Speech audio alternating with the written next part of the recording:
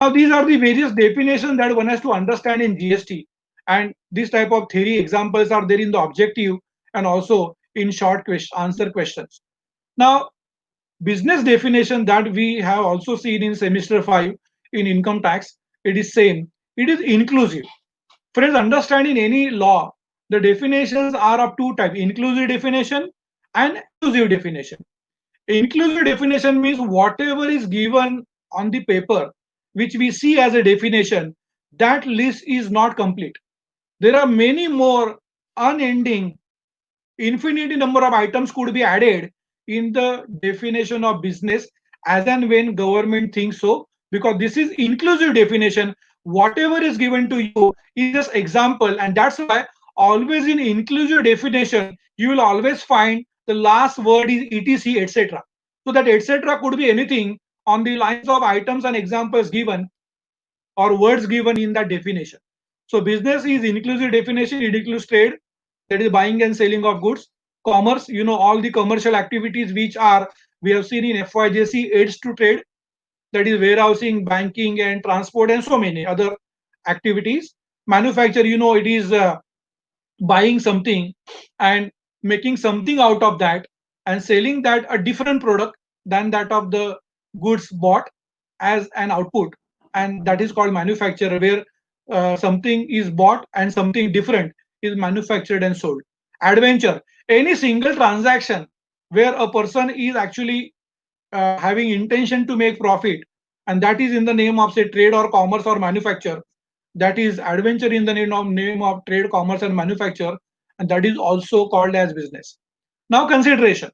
Now, understand, friends, again, consideration definition is inclusive. That means whatever is given in the definition, it will have more than that as and when that item is actually innovated by anybody, but then it is inclusive definition. And what is having, it is anything which is coming from third party. That is very important. Why third party? Because see, when goods are given by head office to branch and branch is paying something to head office, that is not consideration, because that is not coming from third party, because branch and head office both belongs to the same business organization. So it has to be from third party. Then it could be monetary and non-monetary. Monetary means it could be in cash or by check or by credit card or by debit card or by any digital mode payment. And it could be non-monetary also. Now it also includes deposits. So whenever deposits are there and these deposits are adjusted against the value of goods sold and purchased, that is also consideration. Now non-monetary, under old system we have seen in FYJC, we had barter exchange system where goods were given in exchange of goods. So that type of barter exchange today also at many places that is there, and that is actually consideration or goods and services given. Let me give you one or two examples. Say in a particular village, a particular that villager, he is exchanging his rice with this sugar of some different person. Then that exchange of rice with sugar actually is a consideration because it is a barter exchange. Now, one more example in the name of service, let me give you. Now, when a heart surgery offering a particular patient and he is a diamond merchant, and after successful operation, that patient who is a diamond merchant, he is giving a diamond of say 5 lakhs rupees to the doctor. That 5 lakhs rupees diamond is a consideration given in a non-monetary form by that patient to the doctor. So consideration could be monetary or it could be non-monetary, but it is inclusive definition. Then what includes more in consideration? Some examples are given. The grants are given to research scholar, then donation to charitable institutions, services and goods supplied by payment is made by third party. But we have to understand what is not a consideration. That is very important, because when it is not a consideration, it will not attract GST. But when there is a consideration, it will attract GST. From that point of view, we have to understand this. Now, when the gifts and charities are done out of free will, suppose a husband is giving some gift to wife or children, father is giving gift to his children, father is giving gift to mother, or any in relation, if anybody is giving in a close relation any gift out of free will, that is just not having anything in consideration in return of that, that is not a consideration, and nothing is coming from the other person. only the consideration coming is love and affection, and love and affection of the other relative is not a consideration. Then free tourism, free information given, free channels, government facilities.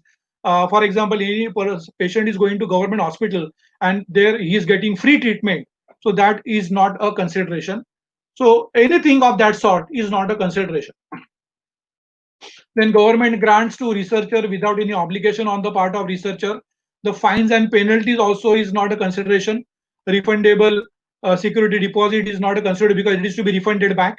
Awards and rewards received by anybody from any level is not a consideration. Any artist performing on a stage is not a consideration. And voluntary reward, alumni or for divorce, etc., is also not a consideration. Then these are the different definition that one has to understand, because examples could be asked on this type of dealers in the examination.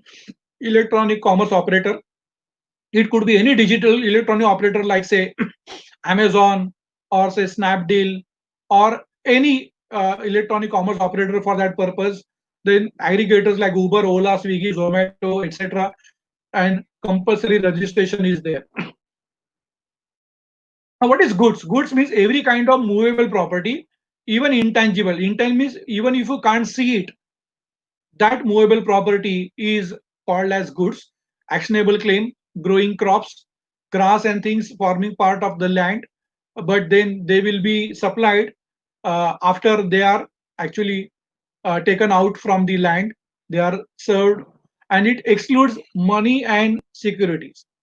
So money and security is not actually included in definitions of goods.